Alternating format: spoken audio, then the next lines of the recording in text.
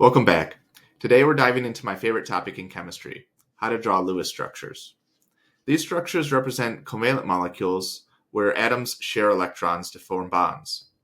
This is in contrast to ionic compounds, where electrons are transferred from metals to nonmetals, resulting in electrostatic attractions between ions.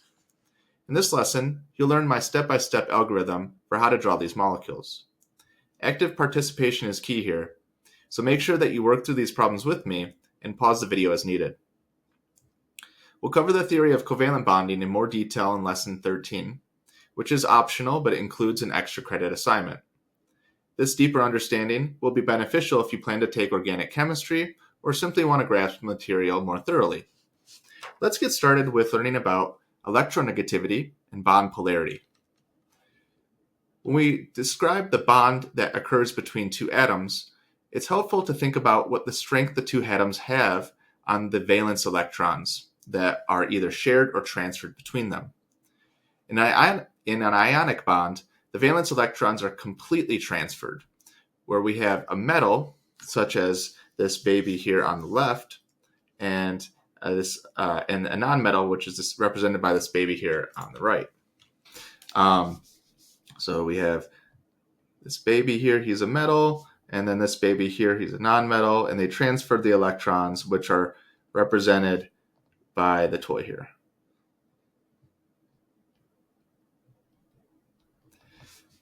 However, covalent molecules result from the sharing or mostly sharing of electrons. So here we have this toy where these two atoms are struggling for the control of the toy. These are going to be two nonmetals here, nonmetal boy 1, nonmetal boy 2. Now that's useful as a qualitative way, but we need a quantitative measure of this bond polarity. And one way to describe this is through a concept called electron or electronegativity. And electronegativity is given the Greek letter chi. It represents the tendency an atom has to attract a shared pair of electrons toward itself. Linus Pauling came up with an electronegativity scale where he based the ionization energy and electron affinities as a geometric averaging. So we can think about ionization energy as the energy that's required to remove an electron, and electron affinity as the energy that's required to attract an electron, or the energy that's given off when you receive an electron. So it kind of makes sense to average those two to get something new. Linus Pauling's scale is from 0 to 4, and we can see all the electronegativities for the atoms listed here. And we'll note first off that all of the noble gases don't have electronegativity values. That's interesting. And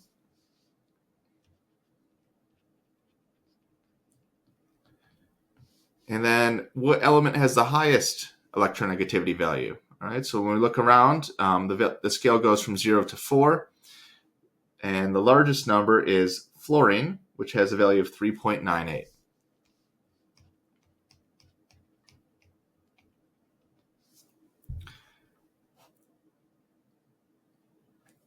The least non-zero electronegativity is located down here in the bottom left, which is francium. So here we have a periodic trend that's similar to ionization energies and electron affinities, where the highest electronegativity is in the top right of the periodic table. The only difference here is that ionization energies are greatest for noble gases. However, noble gases don't have a tendency to attract electrons.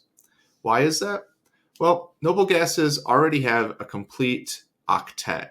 They have a complete outer shell of valence electrons, so they don't want to attract any more.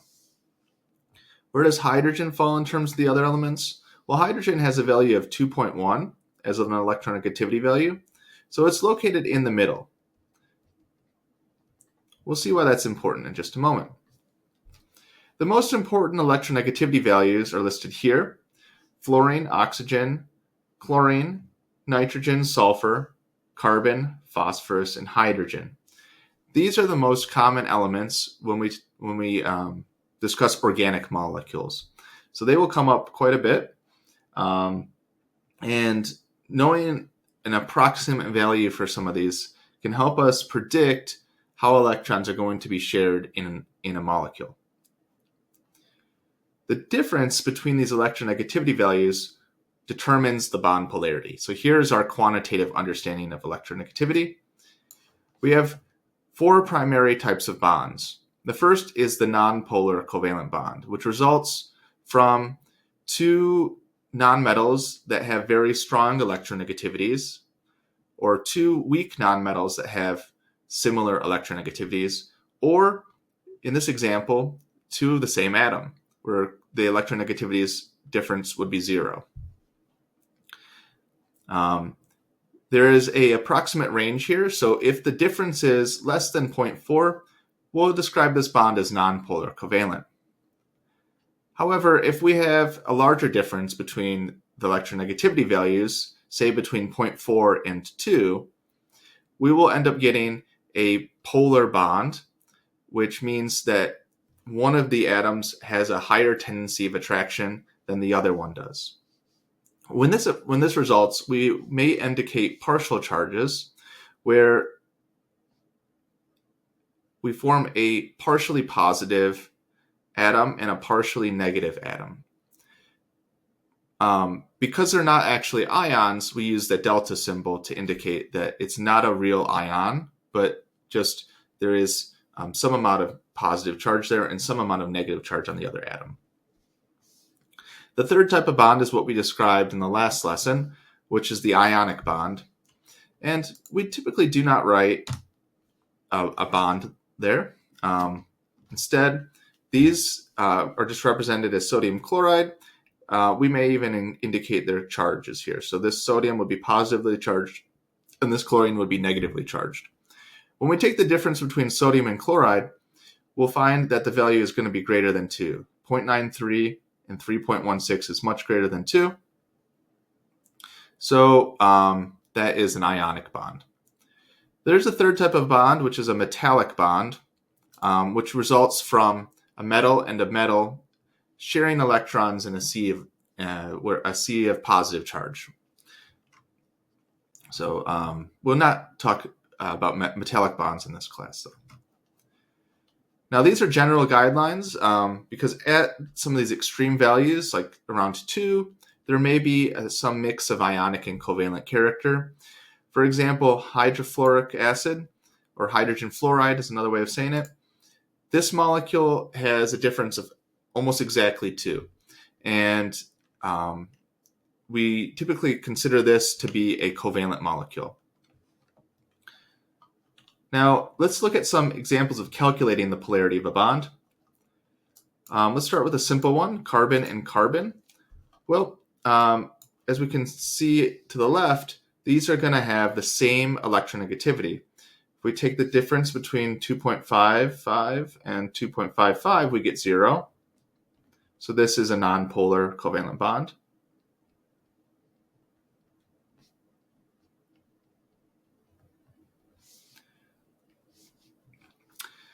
In organic chemistry, we often deal with carbon-hydrogen bonds. So let's look at what that difference would be.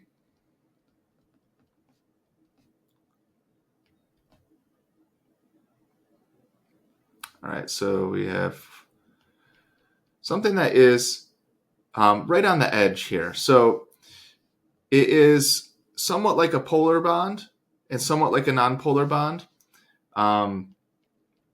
But we're going to call this a polar covalent bond just to show that the carbon has more of the electrons that are in this shared bond than the hydrogen does.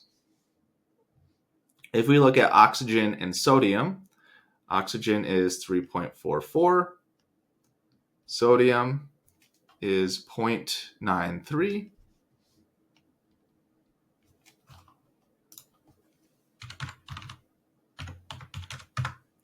we get a difference of 2.51, which means that this must be an ionic bond.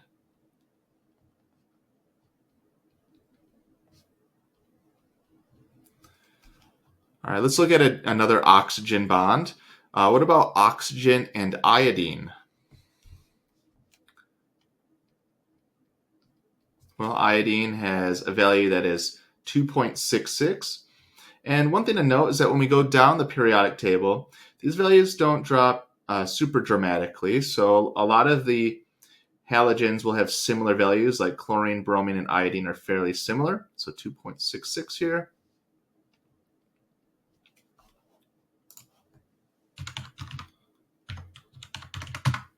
(0.78).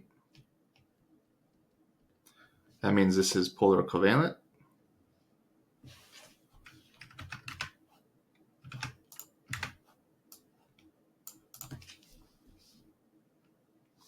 And then oxygen and sulfur. So I don't know what sulfur is. 2.58. Okay, so this one here is going to also be a polar covalent bond. So it's worth looking at a couple of these anytime we're working on a problem, just so we get an idea of how those electrons are shared.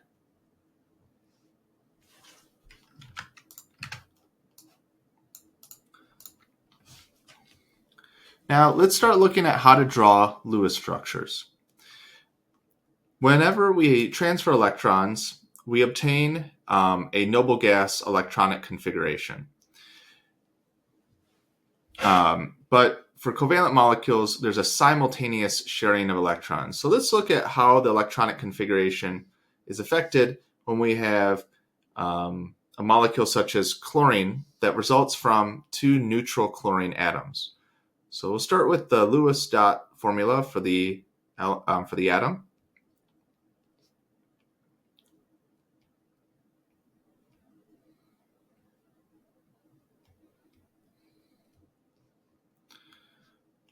All right, so first thing here, instead of transferring electron like this, we're going to see that these two molecules will kind of get pushed together, and then we'll end up getting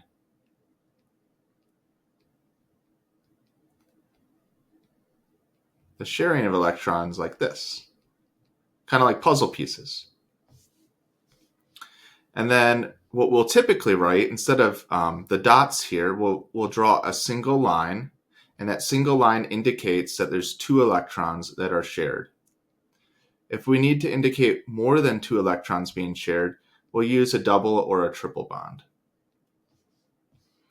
What is the electronic configuration here? Chlorine is in the third row of the periodic table. It's got a neon core.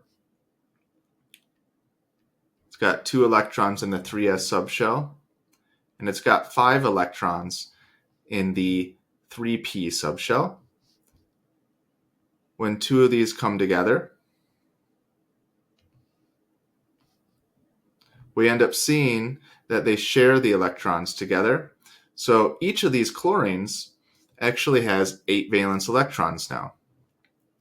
So they now have an argon-like configuration. That's pretty amazing. So we don't need to transfer electrons to obtain that configuration. We can instead just share them to get the same thing. We can see that both atoms have 8 electrons, and G.N. Lewis was the one that generalized these results into what we call the octet rule. Each element is going to want to form covalent bonds such that 8 electrons occupy its outer shell. The unpaired electrons that are drawn around this are known as the lone pairs, and then the electrons that are drawn in the middle are known as the bond. All right, so let's look at my algorithm for drawing Lewis structures. The first thing that we're going to want to do is to arrange the symbols of the atoms that are bonded together in the molecule next to one another. Then we want to compute the total number of valence electrons that the molecule has by adding the number of valence electrons for all the atoms in that molecule. If the species is an ion, we may need to adjust the total number of electrons by taking the charge into account. If it's a negative ion, we'll add electrons. If it's a positive ion, we'll subtract electrons. We will then represent two electron covalent bonds between all the atoms that are arranged and assumed to be bonding to each other. I'll just place a line. I won't be drawing the dots. After that, we'll arrange the remaining valence electrons as lone pairs about each of the atoms so that the octet rule is satisfied for every one. Now, we'll practice steps 1 through 4, and we'll note that in some cases, that's not going to end up with the correct Lewis structure. It, in fact, we won't be able to satisfy the octet rule. So in that case, we'll have to go to steps 5, 6, 7, and 8. We'll come back to these rules here, see if there's anything that's worth noting right now. We'll come back to these tips here. Now, this is the part of the lesson where it's helpful to pause the video whenever I am working on one of these problems and trying it on your own, or if you just need a little bit more time, I'm going to. Now, the first element I have here is oxygen, and it's also useful to have a periodic table available. So oxygen is in the 16th group. And one way to remember how many valence electrons it has is by simply removing the 10 here and seeing that this element should have 6 valence electrons. So everything in the 16th group has 6 valence electrons. I also have this other notation, the 6A notation. There we go, 6 right there. Fluorine, 17th group, group 7A, it has 7 valence electrons. So for this molecule, we'll have 6 plus 7 times 2, or a total of 20 valence electrons.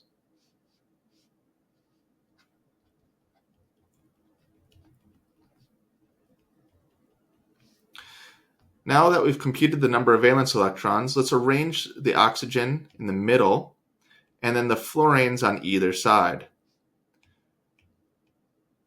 We could arrange it a different way, and I'll look at that in another problem, but in general, the first element that's going to be listed will be the center, and then we'll have other elements around it.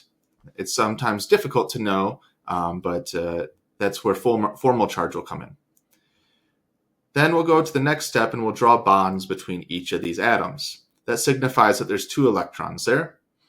After that, we want to figure out how many electrons we have left over. 20 minus 4, because each of these bonds is 2 electrons, leaves us with 16 electrons left over.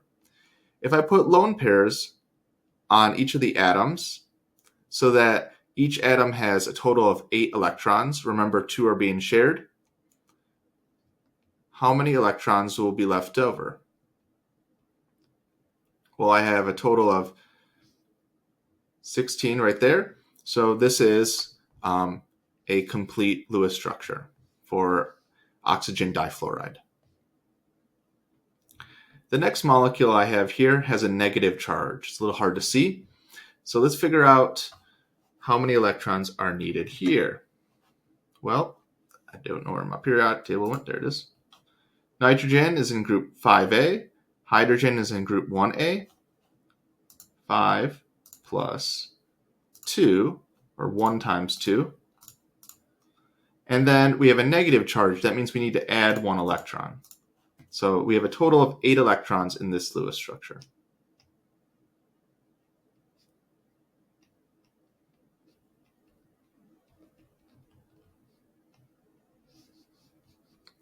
We'll start with putting nitrogen in the middle, and then we'll put hydrogen on either side with a bond between these elements. Now, hydrogen can only have 2 electrons, and that's because it only has a 1s orbital. So we're never going to put lone pairs on hydrogen.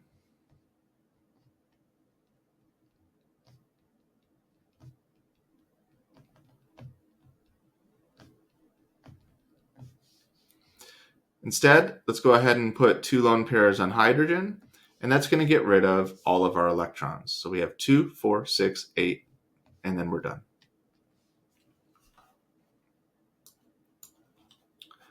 The next molecule has a positive charge. Phosphorus is in group 5A. Chlorine is in group 7A. They're both in the third row of the periodic table. That doesn't matter. So 5 plus 4 times 7. And then we have a positive charge. That means we've lost an electron. So we need to subtract 1. That gives us 32 electrons.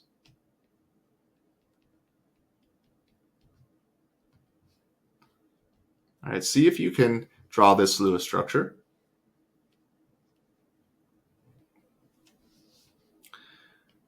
I'm going to start with putting phosphorus in the middle. Then I'm going to put chlorine on either side of the phosphorus. I'll put a bond between each of the atoms.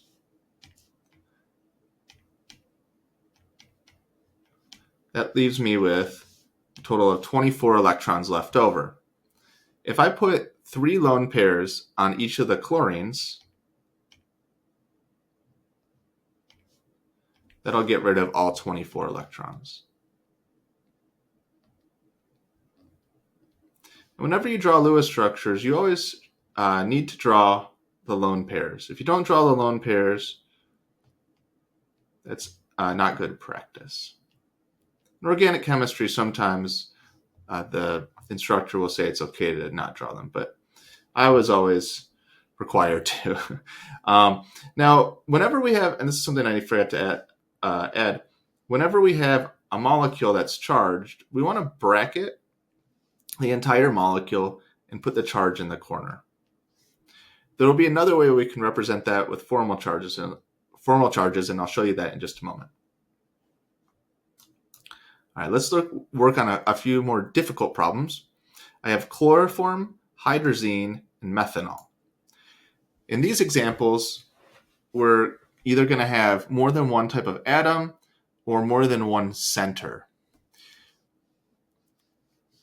So for each of them, I would recommend just starting by finding the number of valence electrons. It's always a good first step.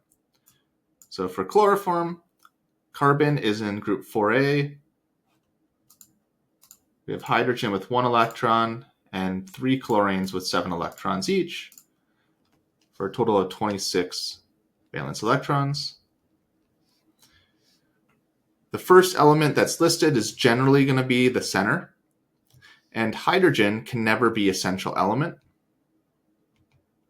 because it can only have 1 bond, so that wouldn't make sense. So we need to put hydrogen there, and then the only place for the chlorines to go really are going to be around the carbon. So even though they look like they might be attached to the hydrogen and how they're written, that's not how we're going to draw the Lewis structure. All right, at this point, we've removed a total of 8 electrons, leaving us with 18 left over. We can put 3 lone pairs on each of the chlorines, and that will get rid of all 18 electrons.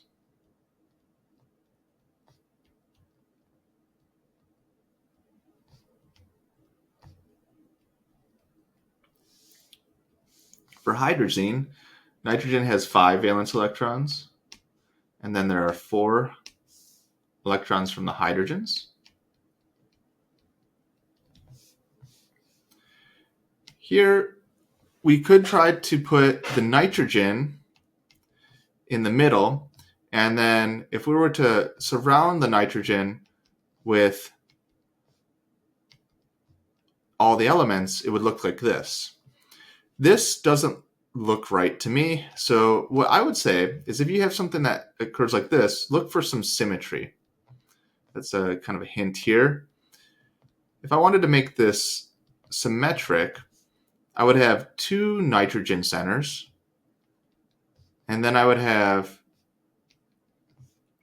hydrogens on either 2 hydrogens on each nitrogen. When I do this and I put the bonds between each of them, we end up with 14 minus 1, 2, 3, 4, 5. There's 2. We're going to end up with 4 extra lone pairs that we need to distribute. We can put 2 on each of the nitrogens, and that will leave us with an octet on every atom. Again, the hydrogens don't get octets. They only need 2 electrons, which are in the bond that's being shared.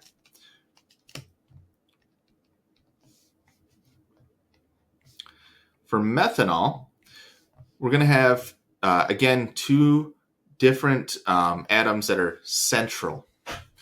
The first one is going to be carbon, and then we're going to have to have an oxygen that's in the center, because the way that organic molecules are typically written will be something along this sort. It will be CH3OH instead of CH4O, and it indicates that this hydrogen goes on the oxygen, and then these 3 hydrogens go on the carbon.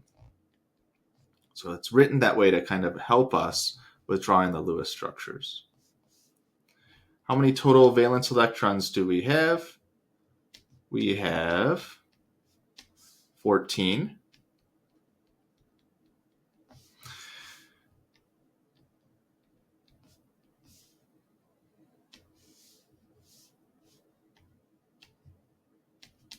Leaving us with 4 lone pairs left over. The only element that isn't satisfied by the octet rule is the oxygen, and oxygen really likes to have 2 lone pairs, so that works out good. All right, so that is the simplest Lewis structures that we can draw with the rules I've taught you so far. Now, occasionally, we'll need to make use of this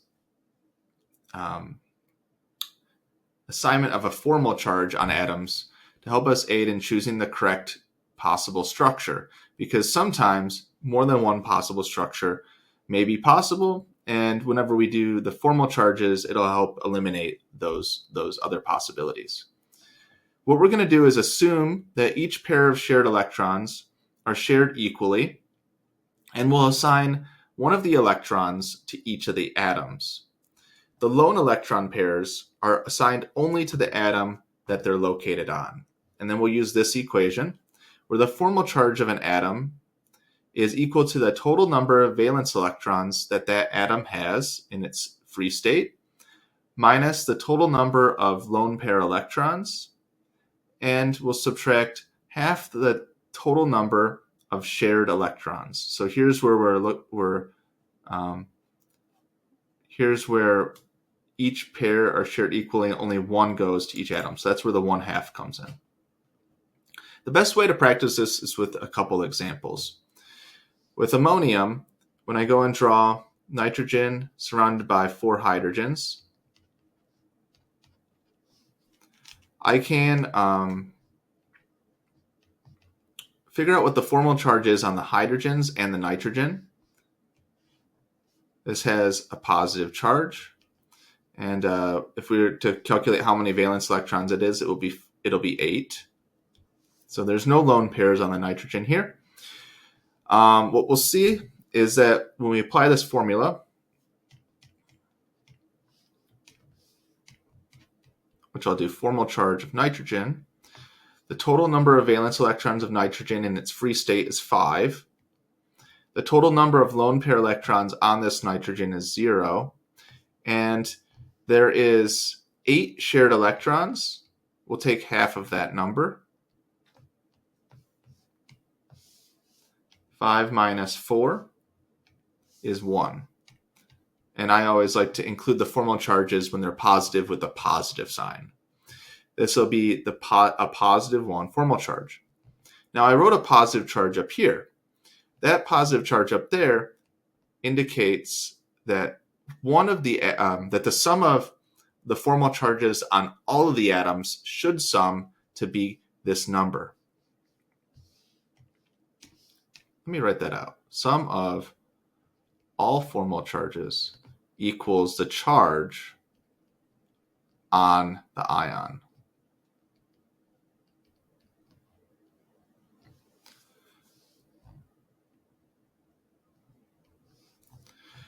If we go and look at the formal charge on the hydrogen, well, hydrogen has one valence electron.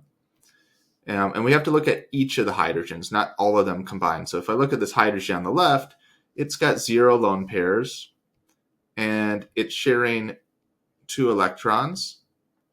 1 minus 1 equals 0. So it does not have a formal charge. Okay, so let's practice this with a couple of other examples. Hydronium is a water molecule that has an extra hydrogen.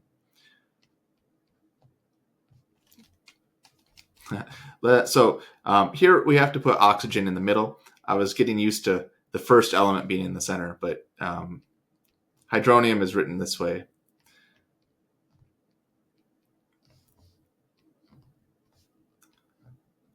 All right, so if I go and I draw this Lewis structure where I'm going to need to put a lone pair here because I have right now 3 plus 6 minus 1, or 8 valence electrons. So I need a lone pair there. I can figure out the formal charge on the oxygen very quickly because I have a positive charge right here. So the formal charge on the oxygen must be positive 1. We can double check that by doing using this formula here. So the total number of valence electrons in the free atom for oxygen, that's 6. And then there's one lone pair, but the total number of those electrons would be 2. One way I can really emphasize that is by using some other colors.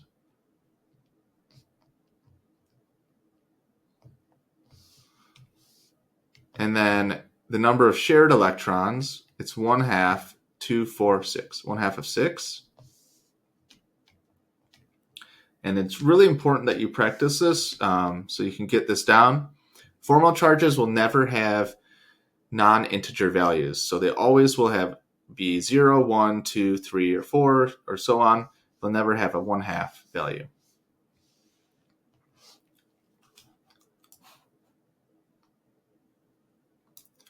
All right, next one here we have OF2.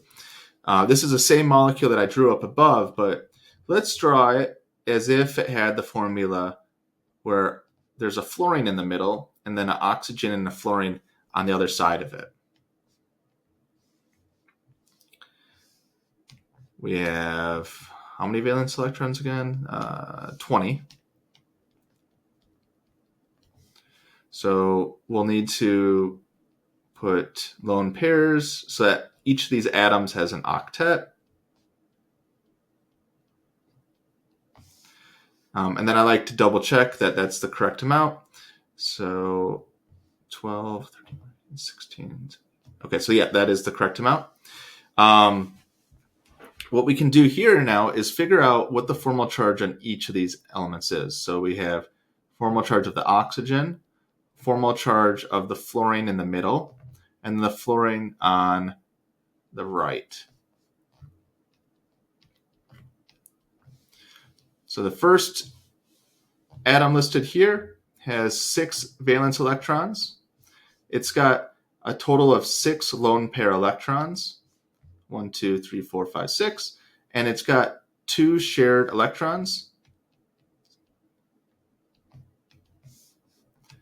And the formal charge on this oxygen is going to be -1.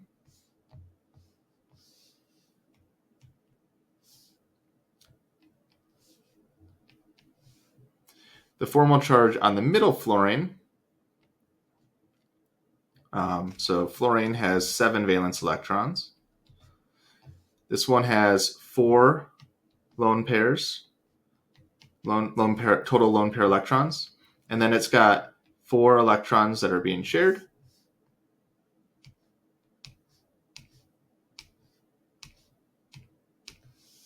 Giving us a formal charge of +1. And then the fluorine on the right will work itself out to have 0 formal charge. We'll see that. So there's 6 electrons, 2 shared ones. That one comes out to 0. All right, so here I have a negative formal charge next to a positive formal charge. Whenever this occurs, it's likely that you've drawn the wrong Lewis structure or not drawn the best Lewis structure. This could exist, but it's much less likely than this structure up above. If we go and we calculate the formal charge on the oxygen here in the middle now, we'll have 6 valence, 4 valence electrons, 1, 2 shared electrons, so half of 4 is 2. That comes out to be 0. In this molecule, there is no formal charges. So the idea with this rule, and I can show you that here, is to help us with competing structures. Do I write it down here? Okay, so we can get an idea of the correct structure by trying to minimize the formal charges. The best way to illustrate this is with some more examples. Which structure is preferable for hydroxylamine and for hydrogen peroxide? This would be a good place to pause the video, try some of these out on your own, see if you can figure out whether the left or the right structure is going to be the preferred one. All right, to begin with, we want to calculate the number of valence electrons. Nitrogen has 5.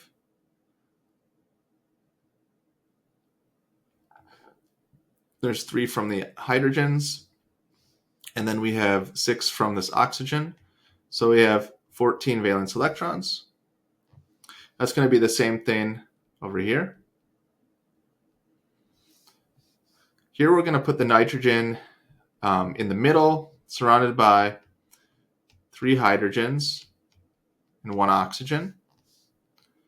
And then in this structure, we're going to instead put 2 hydrogens on the nitrogen, attached to an oxygen, and then a hydrogen attached to that oxygen. So that's the structure here. But we still need to account for all the valence electrons. We only have 8 so far. To account for the other 6, we'll put 3 lone pairs on this oxygen, and then 1 lone pair on this nitrogen and 2 lone pairs on this oxygen. So here are my 2 possible Lewis structures. The one on the left, we'll calculate the formal charges of the nitrogen and the oxygen. We're going to skip the formal charges of the hydrogens always, because they should always be 0, unless you've done something weird and put more than 1 bond on the hydrogen. All right, remembering our formula up above, nitrogen has 5 valence electrons, and oxygen has 6 valence electrons in its free state. This nitrogen here has no lone pairs. This oxygen has 6 total lone pair electrons. This nitrogen has 2. This oxygen has 4. The nitrogen that's listed here has a total of 8 shared electrons. Half of that is 4. One way I like to do this is just to count each of the bonds. That's a simple way of counting half. And then the oxygen here has 2 shared electrons, and half of that is 2. The formal charge on the nitrogen on the left structure is a positive 1, and the oxygen is going to be, I did that wrong. Half of 2 is 1.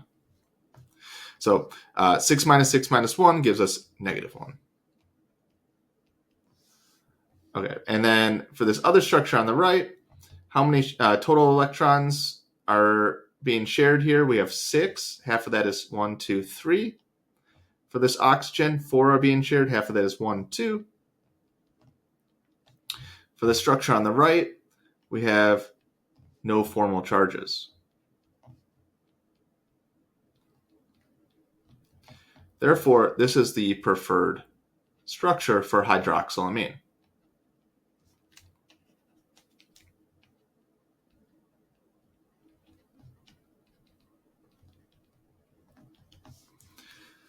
Okay, we want to minimize the electron-electron attraction within a molecule or repulsion within a molecule. So this is going to be preferred. Now, if we look at hydrogen peroxide, we have a similar type of issue. For this one, hydrogen, again, can't be in the middle, but we could put two oxygens like this and put two of the hydrogens on one of the oxygens. The total number of valence electrons here is going to be 12, 13, 14.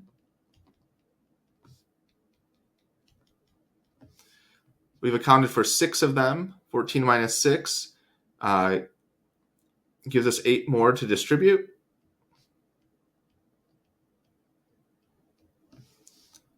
If we calculate the formal charge on the middle oxygen and the right oxygen, we can figure out whether this is going to be favorable or not. Because there's not any symmetry here, I'm going to assume this is not the right structure right off the bat, but this is the way that you figure it out. So the oxygen in the middle has a total of 6 valence electrons in its free state. It's got 2 total valence electrons that are lone pairs, and then it's got 6 shared electrons, and half of that is 3. That gives us a positive 1 charge. And these are formal charges, not actual charges, by the way. And the oxygen on the right, same dealio, 6 total lone pairs, 2 shared electrons, half of that is 1, giving us a negative 1 charge.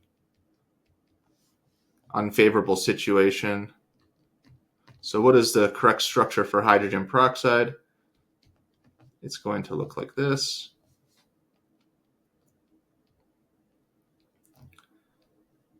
And when you calculate the formal charges of these oxygens, it doesn't matter which one you do. 6 minus 4 minus 2 gives us 0. All right, so there we go. We got formal charge under our belt. You may need a little bit more practice with it to get it down.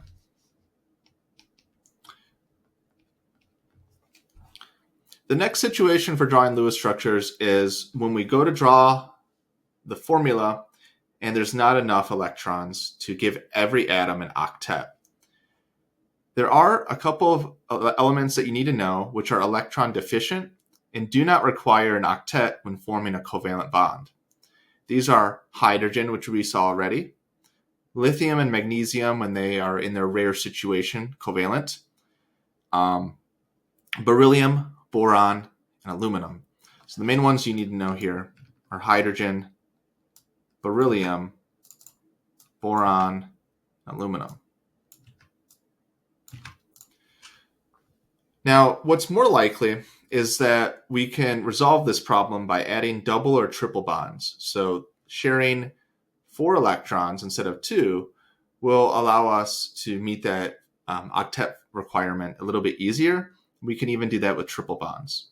This will be especially the case if we have carbon, oxygen, or nitrogen present.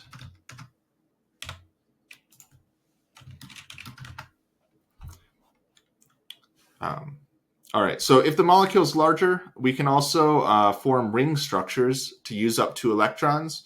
So if we cyclize a molecule, that'll use up 2 of those electrons. Lastly, we may end up having an odd number of valence electrons. And in that case, there's nothing that we can do. Instead, one of the electrons is going to be considered unpaired, and this is termed a radical compound. So radicals are very reactive molecules, but they are certainly possible. All right, so let's go through a lot more examples. First off is diatomic hydrogen. Now, why am I using this as an example? Well, both of these are these exceptions. We can't give an octet to each of these hydrogens. Instead, we just share 2 electrons between them. They're electron deficient. The same thing goes with lithium. Lithium only has 1 valence electron.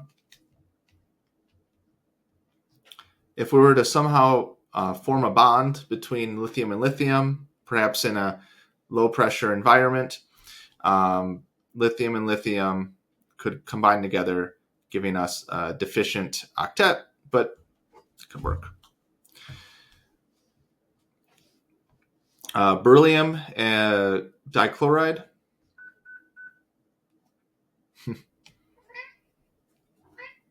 So beryllium's Lewis structure looks like this. Now, when we have chlorine coming together, remember chlorine looks like this. We can combine these together to get a bond, and then we can do the same thing on the other side. In this case, this molecule doesn't have a full octet on beryllium.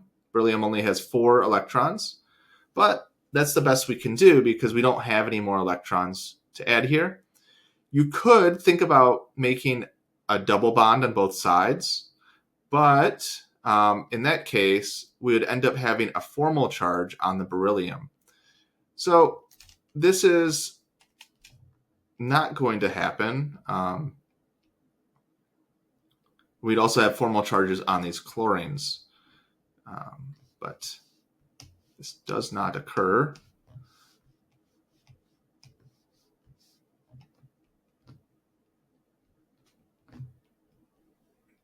Because of the formal charges. So this one would be, I believe, it will be 2 minus 4. Yeah, so this would be -2. So I'm not going to write the word or there. This would be -2. This one would be +1. This one would be +1. So that the splitting of those formal charges doesn't allow that to happen. Magnesium actually has a fairly similar electronegativity to hydrogen. If we go back up above, you can see magnesium is 1.31 and hydrogen is 2.1. So in some weird situation, maybe we could have a magnesium-hydrogen covalent bond. In this case, you would just be left with that as the only option. All right, let's look at a couple more of these deficient exceptions. We have boron trihydride, which is how we named this compound. The hydrogen is treated as if it's the anion and the boron as if it's a metal. Boron, well, no, that would be a covalent molecule, so boron trihydride. Boron here, and then 3 hydrogens around it.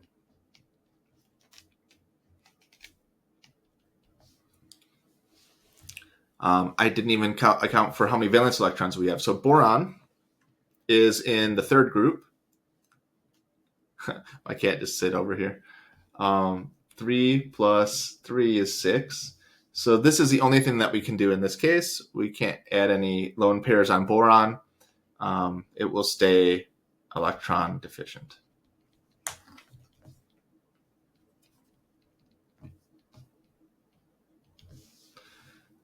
Another example of this is aluminum tribromide.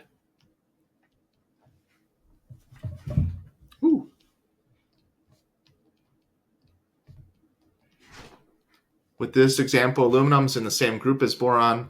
It'll have 3 valence electrons, and then the bromines will contribute 21, for a total of 24 valence electrons. And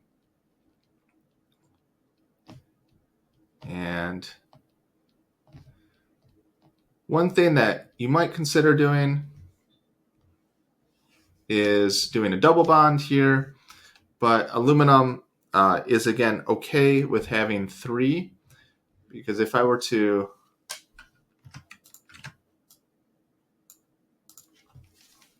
take 2 of these electrons here and put them into a bond, this aluminum would then become negatively charged and this bromine would become positively charged.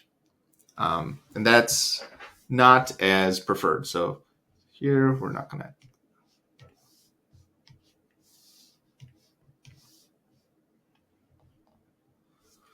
All right, but let's look at some examples where double bonds are required, and usually that's going to be any case that we have carbon and hydrogen. So the first example is of a simple hydrocarbon, which is a molecule that is comprised of carbon and hydrogen, is ethane. The simplest is methane, CH4. Ethane is CH4. C2H6. And in this example,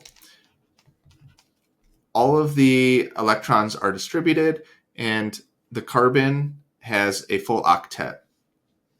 So this is a total of 8 plus 6 or 14 valence electrons. 2, 4, 6, 8, 10, 12, 14. We don't need to do anything special there.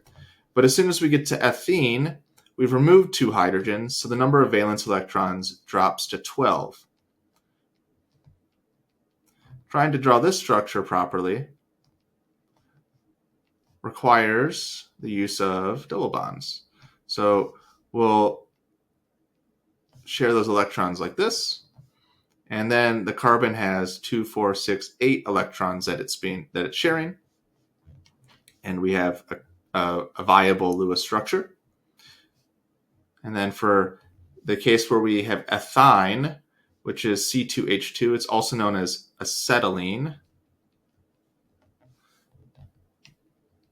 We've removed another 2 electrons, so we have to complete the octet by sharing the electrons. If we were to try to put lone pairs on the carbon, we wouldn't be able to fulfill the octet for both of them. And oftentimes, we're not going to include a lone pair on carbon. Those are called carbanions, and they're very reactive. And we won't be dealing with those except for in rare situations in organic chemistry. So as a general rule, don't put lone pairs on carbon.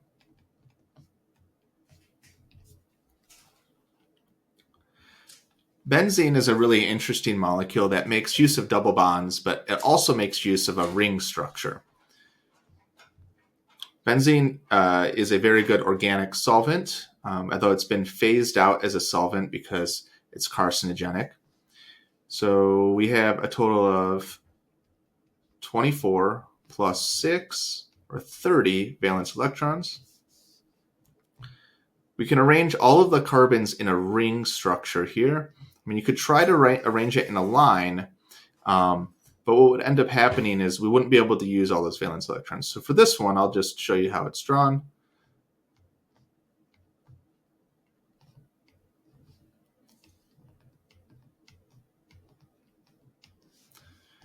All right, so we'll attach all the carbons with single bonds, and then each carbon is going to get a hydrogen.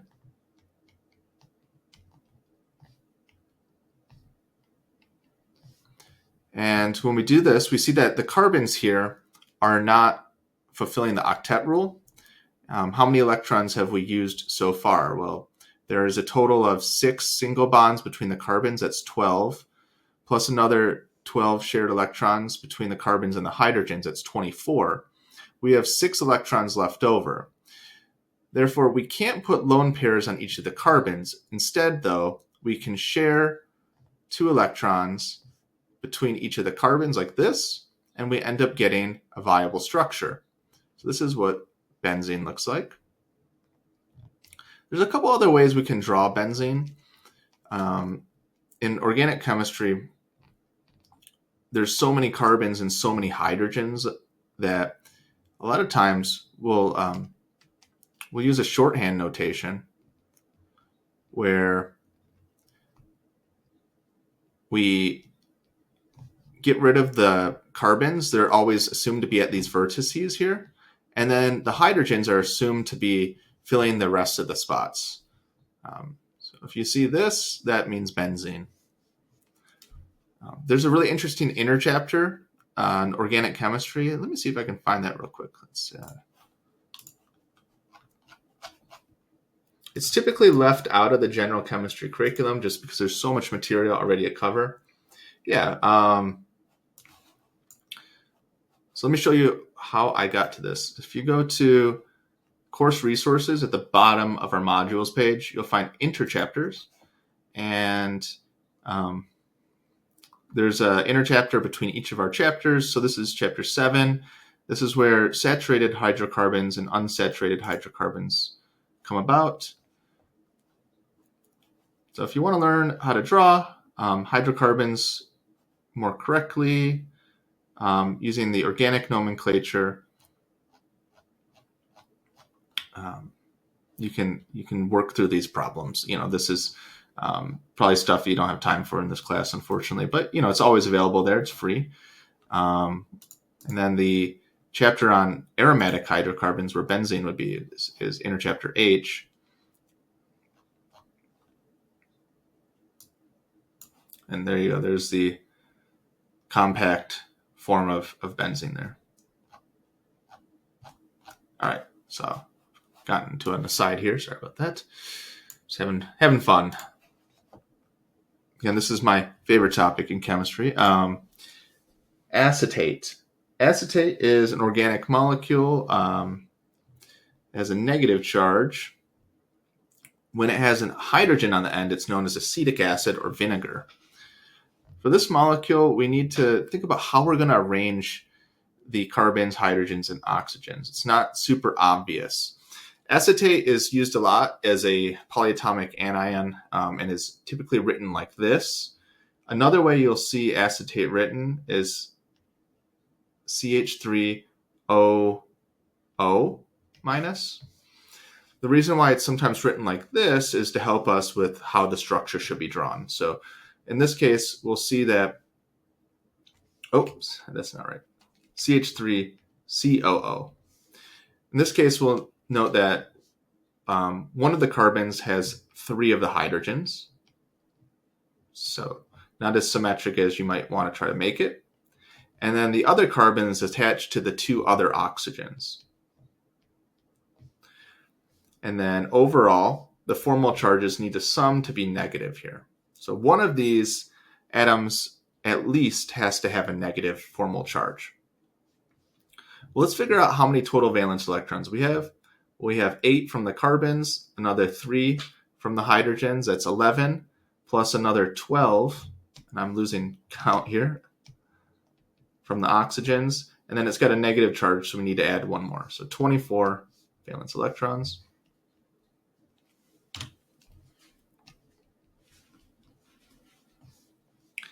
So far we have 8, 10, 12. This carbon here doesn't have a full octet. What I might want to do is give it a double bond here. So that'll give us 2, 4, 6, 8, 10, 12, 14. We have 10 more that we need to distribute. We can put 2 lone pairs on this oxygen to get rid of 4 of them, and then the other 6 can go on this oxygen. Whenever we have an oxygen with 2 lone pairs and 4 shared electrons, this will be a formal charge of 0. But this oxygen over here, well, we can calculate its formal charge to be a negative 1. So it's going to have 6 valence electrons minus the 6 total valence electrons minus 1/2 of the 2 shared electrons gives us a negative 1 formal charge. And this is the correct structure for acetate. Requires a double bond. All right, and now here are the last 2 examples of where we have molecules that have odd number of electrons, which are termed radicals. The radical sign will sometimes be listed when you draw a molecule like this, and if they're nice enough, the person drawing this will tell you where the radical is located. In this case, the radical should be on the nitrogen. How many total electrons do we have here? Well, we have 4 plus 3 or 7. This dot doesn't mean to add an electron. That just means that this is a radical. So 7 valence electrons, which we can say, oh, it's odd. We're going to run into this issue.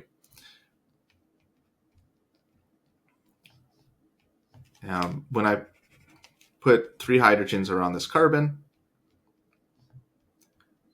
we can see that we need 2 more electrons to fulfill the octet, but we only have 1 left over, so it goes right there.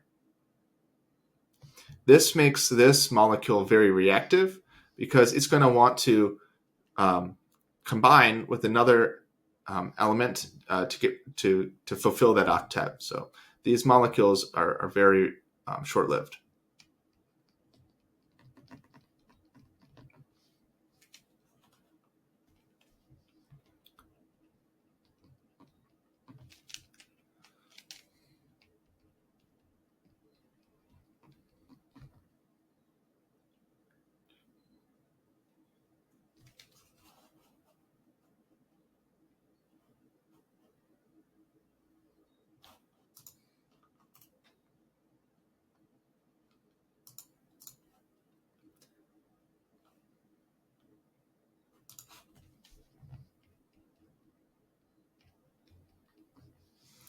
All right.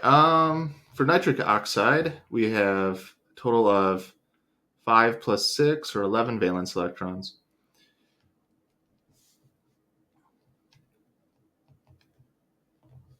This one's a little bit harder to draw. We know that we're going to have one radical already, so we can kind of go ahead and draw that in. I can try to put lone pairs in every other spot, and let's see how many electrons that is. So 2, 4, 6, 8, 10, 12, 13. 2, 4, 6, 8, 10, 12, 13. So that's too many. What we need to do here is combine two of these lone pairs into a double bond. So now we have 2, 4, 6, 8, 10, 11. So this is the correct structure for nitric oxide.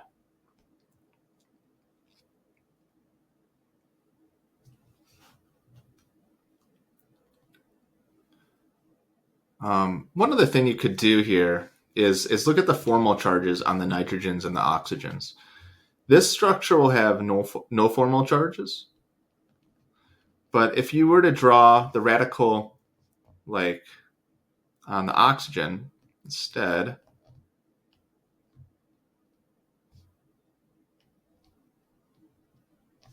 we'll find that this one does have formal charges. So the nitrogen here on the left will be 5 minus 4 minus 2, negative 1, and then this one will be positive 1. So this one's less likely. I mean, it could possibly be one of the structures, but just less likely. All right, so now we've gotten to the last, almost the last part, where we get to situations where we have too many electrons, and we've done all the rules, we've given everything an octet, and we have extra electrons left over. If that happens, we don't just stop. We actually have to continue on with the process. What we're going to do is we're going to look for elements that allow for an expanded octet and give those extra valence electrons to those elements. This is restricted to elements that are in the third shell or higher. That means any element on the periodic table that is pretty much from phosphorus onward. The reason why is these elements have access to d orbitals. Remember, the d orbitals start in the third shell with the 3d block. Even though phosphorus doesn't have any electrons currently in the 3d, it's got the configuration neon 3s2 3p3. Those 3d electrons are close enough in energy that some electrons could occupy those spots and allow for bonding to occur there. All right, we can even get noble gases to have covalent bonds. I told you that noble gases are inert; they don't like to form bonds, but some of them, like that are very large, like xenon, can form covalent bonds, and we'll see these ones as elements that typically like to have expanded octets. Never will you ever put an expanded octet in carbon, nitrogen, oxygen, or fluorine. That'll be incorrect. I will not test on this. I may test on this. I will test on this. All right, so let's look at these other molecules. Sulfur hexafluoride. So in this case, if you were normally going to do this, you could only put a maximum of 4 fluorines around sulfur. But sulfur can allow for an expanded octet. So what we'll do is we'll put 6 fluorines around the sulfur, 6 single bonds, and then we have, let's see, a total of 48 valence electrons, and we've used up 12 of them. That means that we can have a total of 18 lone pairs, 3 lone pairs on each of the fluorines.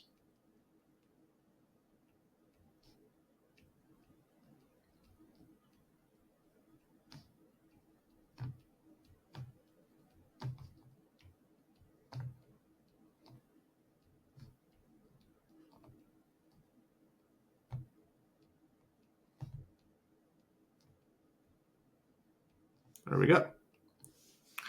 For the next molecule, xenon difluoride, xenon has 8 valence electrons and fluorine has 7 each. So 14 and 8 gives us 22. This one was 48.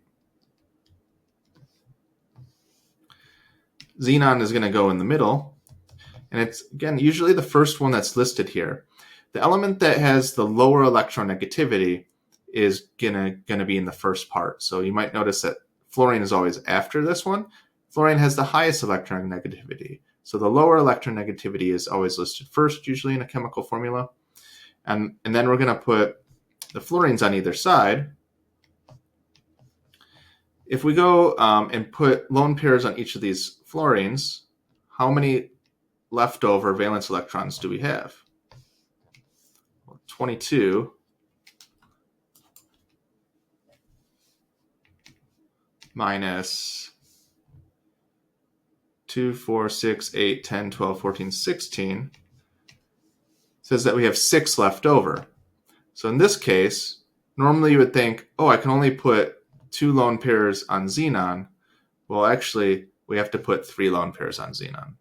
So they're always going to pair up, and one of those pairs of electrons will go into a d orbital. All right, there we go.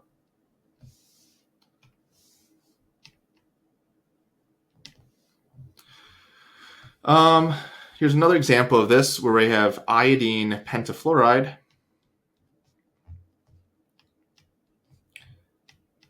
And there are a lot of these interesting halogen covalent molecules where we have 2 halogens bound together.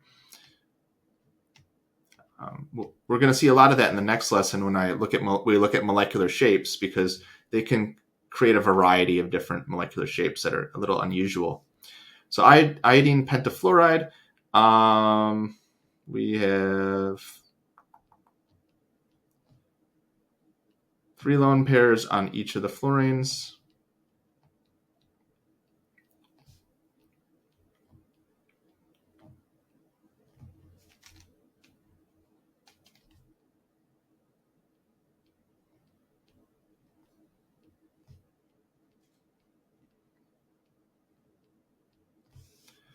Okay, and then you might think that you're done at this point, but you really need to double check for any time you have a situation like this, because we have a total of 42 valence electrons.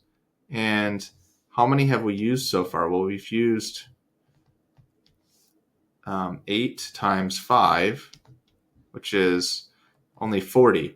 So there's actually 2 electrons left over, and those 2 electrons have to go on the central atom, which can have an expanded octet, which would be iodine, because iodine is in, I believe, the 4th period. 5th period. Wonderful. So that's situations where we have expanded octets, and we'll get a lot more practice in the next lesson with that one. The last thing I want to introduce is this concept called resonance. And resonance refers to situations in molecules where the electrons aren't just localized in one location, they're delocalized across regions of more than 2 atoms. So whenever we have double or triple bonds, there's often situations where we can write the molecule in a different way, and these electrons aren't actually located just in that one spot. They're actually located in both spots simultaneously. The easiest way to do this is with a couple examples, but this will often be the case for polyatomic ions and organic molecules. And anytime that a resonance structure is possible, we'll indicate this with a double-headed arrow. Molecules are not actually transitioning between these resonance structures, but are existing simultaneously in all of these ones at the same time. And it's the simplest approximation we can get to representing this molecule. If I have the molecule hydrogen carbonate, which is a polyatomic ion that we're going to be learning about, well, the hydrogen here isn't actually on the carbon. The hydrogen is going to be on one of these oxygens. So this is something we got to get kind of used to, but it's a little hard to know that. So I'll fill that in for you. So this hydrogen is going to be on one of these oxygens. And how many total valence electrons do we have? Let's see, 1 plus 4 plus 18, and then add 1, 24.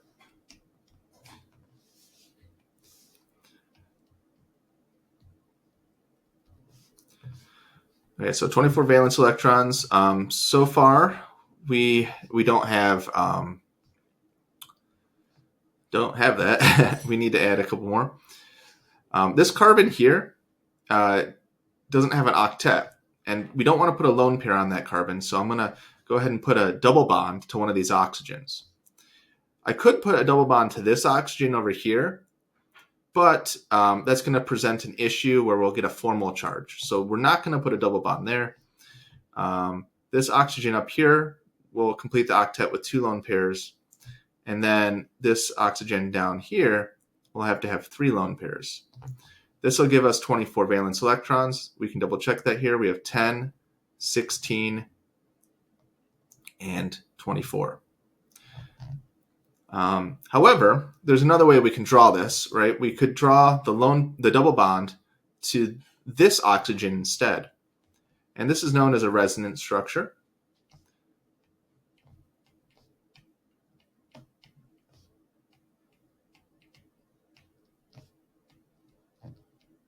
Although it might look like the same thing, like how can we physically distinguish these 2 oxygens from each other?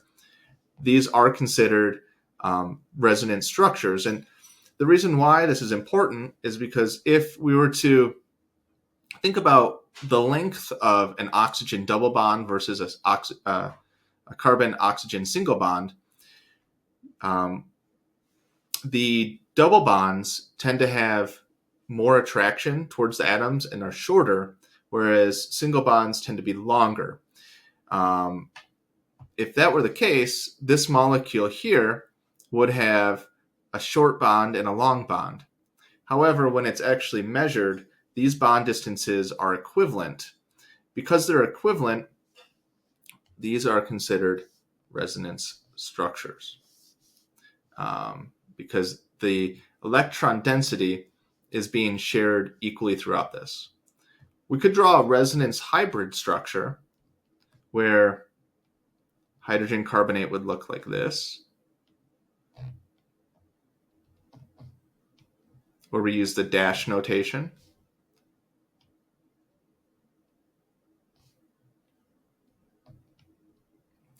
And in this notation, those electrons are being shared kind of everywhere at the same time. This is going to be a negative formal charge over here.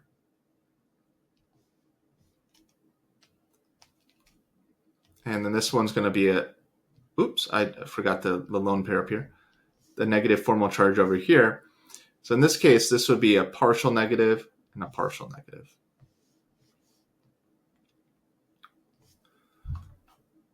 The next example I have here is a polyatomic ion called oxalate. Oxalate has 2 central carbons with 2 oxygens on each of these carbons. And with this molecule, we're going to need a little bit of room because we can draw quite a few resonance structures for this one. We'll start by putting single bonds between all the atoms, which is what we need to do. We'll calculate the number of total electrons. There's 8 plus 24, that's 32, plus another 2 is 34. We're going to need to have we're going to need to have 2 double bonds here. The double bond could be between the carbons, but the more likely spot is going to be between the carbon and the oxygen because we can reduce the number of formal charges that way. All right, so if I go ahead and start with putting the double bonds to these top oxygens, we can then fill in the rest of the spots. So we might start to see a trend for oxygens where if it has 2 bonds already, it gets 2 lone pairs, whereas if it just has 1 bond, it's going to need 3 lone pairs. The 4 mole charge on these oxygens down here are going to be negative. So that gives us the 2- charge here that we're expecting. But what we're going to do here is we're going to draw the other resonance structures that are possible for oxalate. So I'll save myself a little bit of time.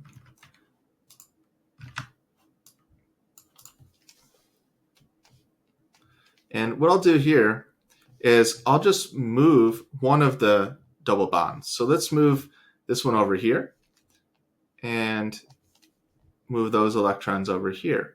So what we're seeing here is that these electrons are going to move up to this location here. This is the delocalization.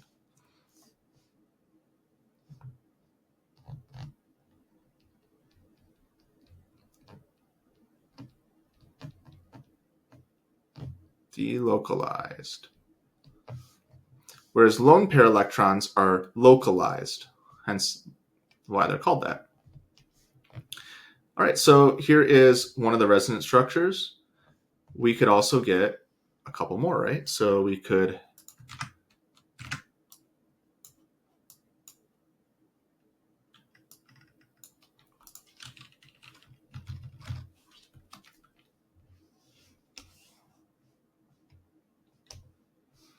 what if I instead move these electrons?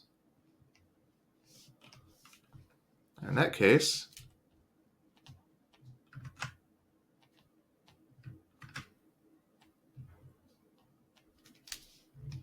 we'll get this resonance structure. And then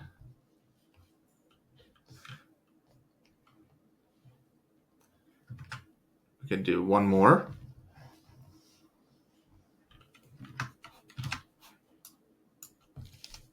That's a terrible arrow. Okay, let's draw a little better. There we go. And then we could draw one more where we move, I guess, which one am I missing here? We have 2 up, 1 up on either side. Oh, we need 2 down. So we'll need to move these electrons back the other way.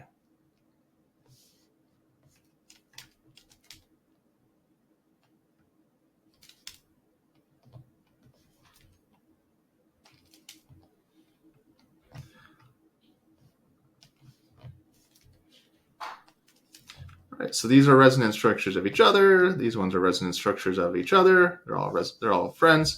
Overall, we have 4 resonance structures, and the resonance hybrid for oxalate would be a molecule that has partial negative charges on each of these carbon-oxygen bonds.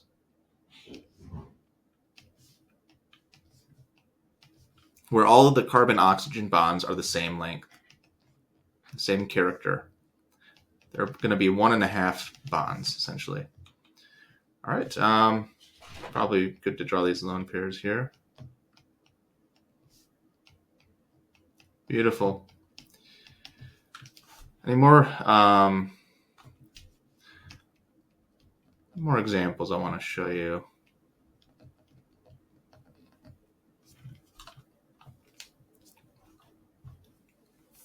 Sulfuryl chloride, benzene. Yeah, I mean, we just can look at a couple more examples. This is one where you have a expanded octet. So sulfuryl chloride, SO2Cl2. We have a total of 6 plus 12 plus 14 electrons. That's 32.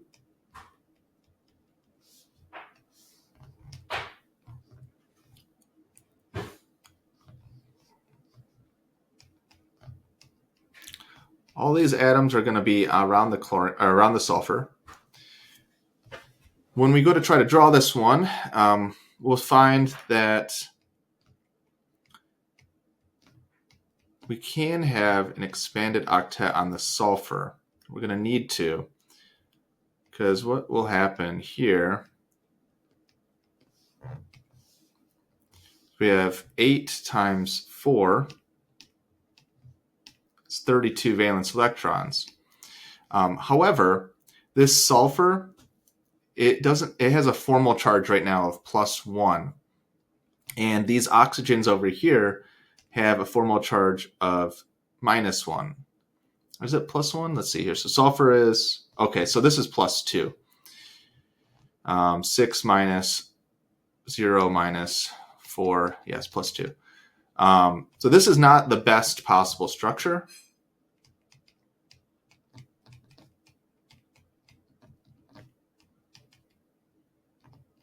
So instead, what we'll do is try to alleviate some of that problem. We can move these electrons from this oxygen into this bond here to give us a double bond. That'll get rid of these formal charges. So let's see what we get. In this one, I don't think there's any resonance structures. I'm going to double check this in a minute, but this would be an example where more of formal charges.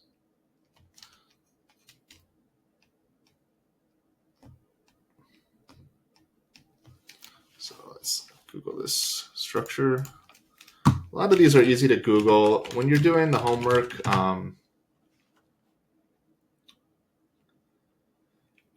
there's a temptation that you'll have to want to Google all of these.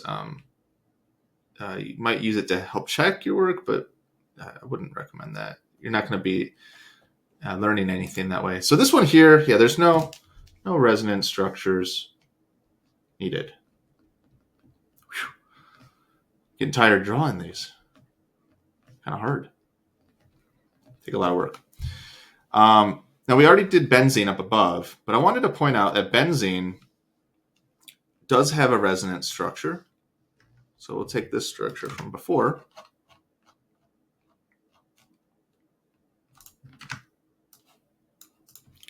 And if we move the double bonds like this, we can get one more structure where you have the benzenes, the double bonds here.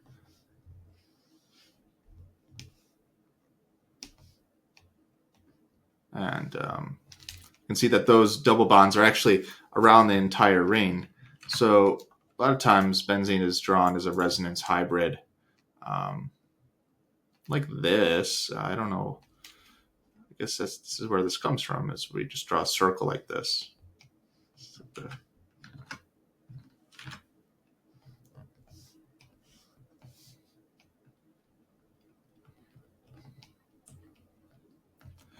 could draw it like this with a circle, or you can,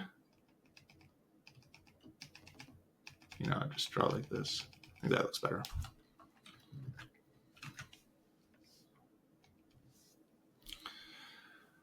All right, one other wacky example I had here was where we can combine benzene to form a radical structure. And this is really interesting thing I learned about when I went to University of Michigan. One of our alumni chemists there created the first organic radical by synthesizing this, where he took benzenes and attached them to a methyl group.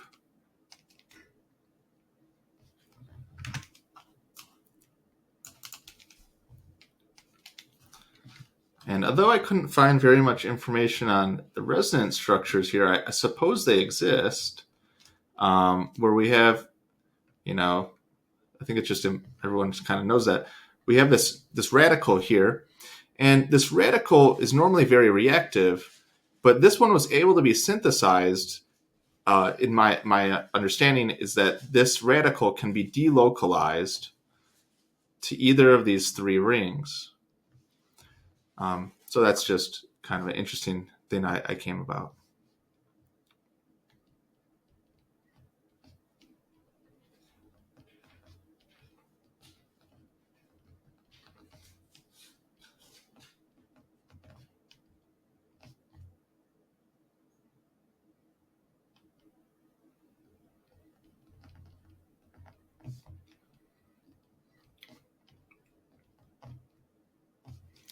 All right, so that's all the information I wanted to go over today, but I have a few more practice problems if you want to stick around and try these out.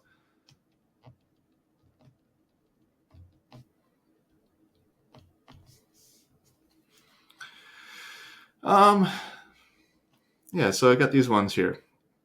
Not too many. Draw the best possible Lewis structure. So whenever we want to draw the best possible Lewis structure, we might go back up to my algorithm here. This would be worth jotting down. Got all my rules here. And then some tips here. But I kind of summarize it here. So make sure that the best possible Lewis structure has the least amount of formal charges, with any formal charges on the more electronegative atom. Always start by finding the number of valence electrons and include molecules in brackets with, if there's a negative charge, or indicate the atoms with their formal charges. So one or the other. If I have this molecule, germanium is in the same group as carbon, so we don't typically look at germanium all that often. It's a semi-metal, but it can form a kind of a covalent bond here with oxygen. If we look at the electronegativity difference, I'm just kind of curious. Yeah, it's 2.01. It's kind of similar to hydrogen. So we could get a covalent bond. This would give us a structure that's very similar to CO2. So we have, I want to write carbon. So 4 plus 12, that gives us 16 valence electrons. Germanium goes in the middle. It's the less electronegative. We'll start by trying to put lone pairs on all of these oxygens. And if we do this, just like with carbon, we don't want to put lone pairs on it. If we even try to do this, we end up with having way too many electrons. Here I have 20 electrons, so I have 4 too many. If I have 4 too many electrons, what I'm going to need to do is share some of them, and we get this structure. Right, I have Se, which is, I believe, selenium. Selenium oxidichloride, oxygen dichloride. Not quite sure how to name that one. But for this one, selenium is much less electronegative, so it's going to go in the middle. And selenium is further down on the periodic table. It's below oxygen, and it's in period 4. So what we can do with this is we can have an expanded octet. We also might want to figure out which one will result in having less formal charges on these atoms. So we got to pay attention to a couple things on this one. We can start by putting selenium in the middle and then 2 chlorines on either side. Let's see, how many electrons is that? It's 26. Now, with oxygen, one thing that we've kind of seen a lot of is it doesn't like to just have a single bond. Oxygen really likes to have double bonds. So I'm going to start by trying to draw a double bond here.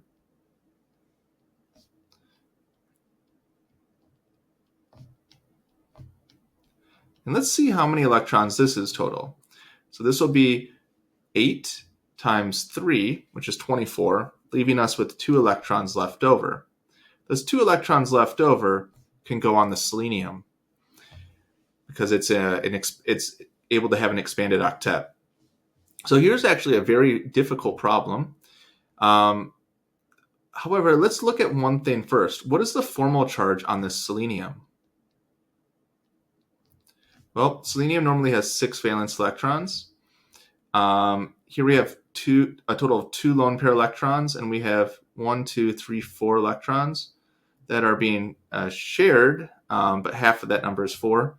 So that does give us a formal charge of 0. So this is the best possible Lewis structure, because this oxygen is also going to have a formal charge of 0, and these chlorines as well. Hard problem there.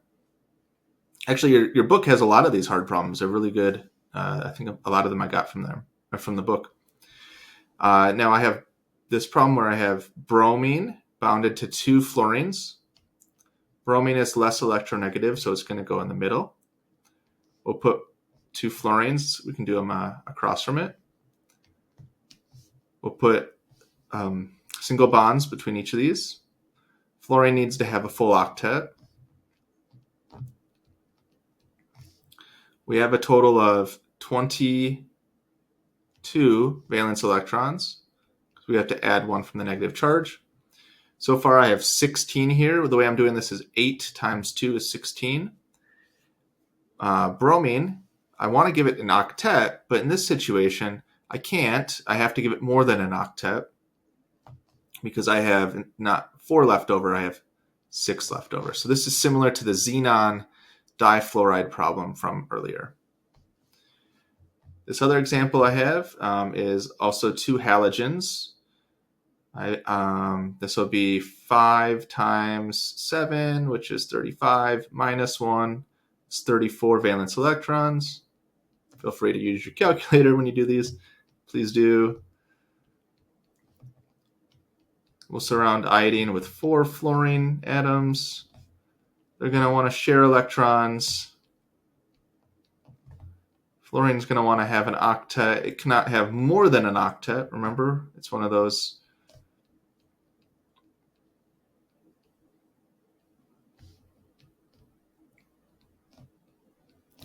And then at this point, what do we do? Well, we have to double check how many electrons we have left over. So 8 times 4 is 32. 34 minus 32 gives us 2 left over. That goes on the atom that can have an expanded octet, the iodine in the middle. One thing I want to do with both of these problems, I forgot based off my rules, is I should bracket the whole molecule and put a negative charge, or put the formal charge on the correct atom. So here, the formal charge has to go on this iodine. Let's double check that this one has a positive 1 formal charge. It's going to be 7 valence electrons that it has in the free atom, minus 2 total total lone pair electrons, minus half of 8, which is 4 shared electrons. That gives us a positive 1. Formal charge on this bromine, same deal. 7 minus 6 minus 2 gives us negative 1. I like drawing it like this, personally. Okay, last 2 examples I have here are to practice drawing some resonance structures. The second one is particularly challenging. As before, make sure we consider the possibility of expanded octets, which we'll need for this second one. And the best possible Lewis structure is going to have the least amount of formal charges with any formal charges on the more electronegative atom. All right, so we'll see that one here. All right, so let's start with this little more straightforward one. Carbon in the middle, sulfur on each side. I think you probably see what's going to be coming here. We'll start by drawing single bonds and then realizing, hey, carbon needs to have an octet, but it's not going to want a lone pair, so I'll put a double bond there. How many total electrons do we have before we get too far? 6 times, sulfur is in the same group as oxygen, 6 times 3, 18, plus another 2, that's going to give us 24. Okay, that's going to work out nicely. What we're going to have to do is put lone pairs on the sulfurs to fill the octets. That'll leave us with 24 total electrons. We'll do the same thing for the other ones, but we're just going to move the location of where the double bond is.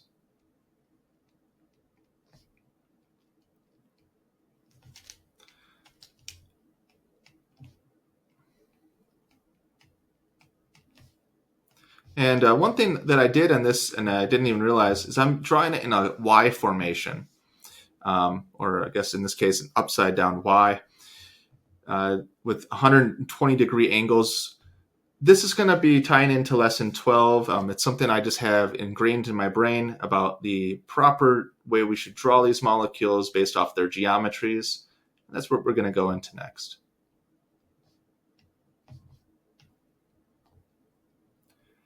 Now, for each of these, there's going to be 2 atoms that have a negative formal charge.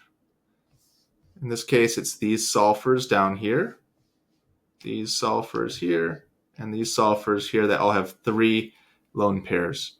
That's where the -2 charge comes from. Now, for this example, we have iodine with 7 valence electrons and oxygen with 6 each, plus 1 more. That gives us a total of 20 valence electrons. And with this problem, we'll try to draw, I'm going to draw it like this. Don't ask me why yet. We'll draw the iodine here in the middle, and then the oxygens on either end.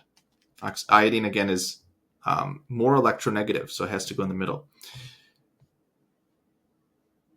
When I go to try to draw this structure, we could start by doing this. We could put 3 lone pairs on each of the oxygens.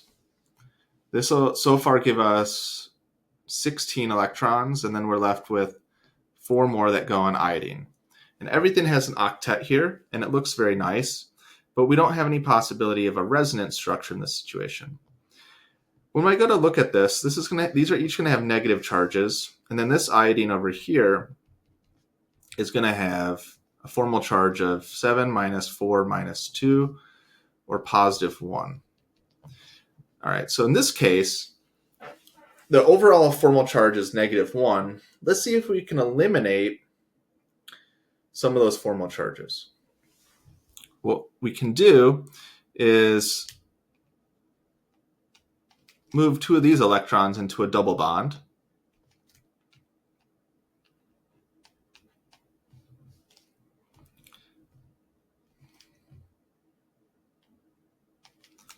And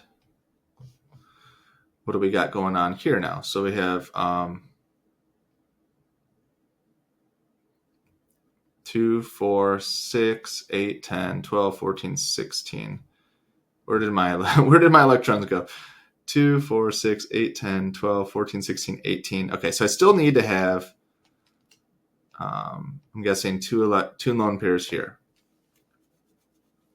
I'm getting stuck on this one. I forget the answer to it, so we'll have to figure it out together. 2, 4, 6, 8, 10, 12, 14, 16, 18. 2, 4, 6, 8, 10, 12, 14, 16, 18. 20. Okay, so that's 20. Now what is the formal charge on this iodine? Well, this number changed to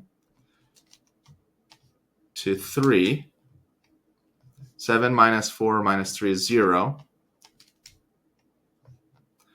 Okay, so here we have no formal charge on the iodine, and we have the formal charge on the more electronegative atom. Okay, cool, so that works. So this is the correct structure for one of the resonance structures. Now, the next thing that we need to do here is just move those electrons so that they are hanging out with the other oxygen now. So those 2, we're going to go and form a double bond here. And then the 2 electrons that were in this double bond will go up here and give us a negative charge like this. So I'm going to just look up the answer to this one, make sure I got it right. IO2 minus.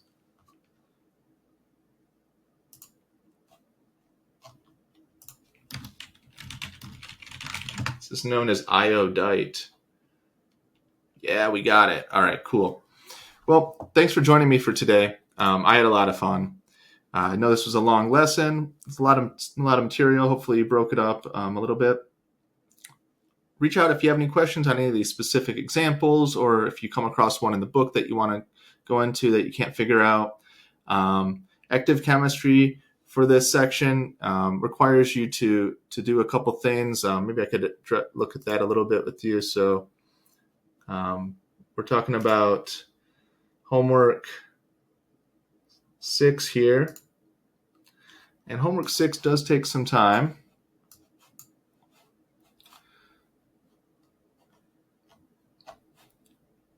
So it'll ask you to draw a bunch of Lewis structures, and then, did I? Okay, yeah.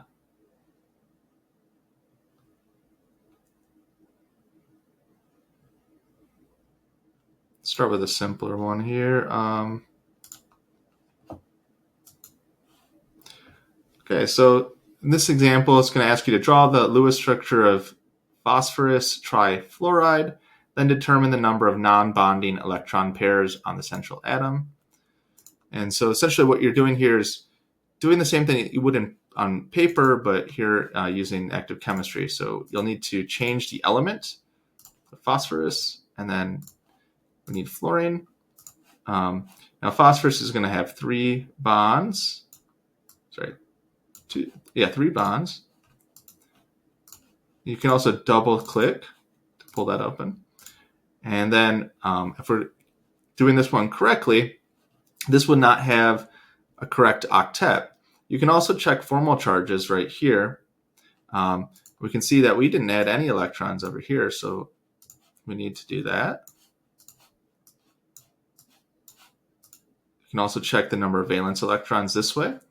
So we can see here that we need to include 2 more electrons, and then we can double check the formal charges and see that it's 0. And then we say, well, how many non-bonding electron pairs are on the central atom? So be careful with the wording here. There's 1 non-bonding electron pair. There's 2 total electrons that are in that pair. So there will be some simple Lewis structures. There'll be some harder Lewis structures, things that ask you about calculating formal charges and it won't tell you how to do it. Another thing you can do is, I think as a student, you might be able to, never mind. Okay. So if you go to your account here and you go to Lewis structure free draw, you can always draw Lewis structures and practice them over here using the software. So if you wanted to draw the structures of ozone on here to figure out their formal charges, you could. But I think it's, so let's see. It takes some work, but you can do it this way too. Find the formal charges like that.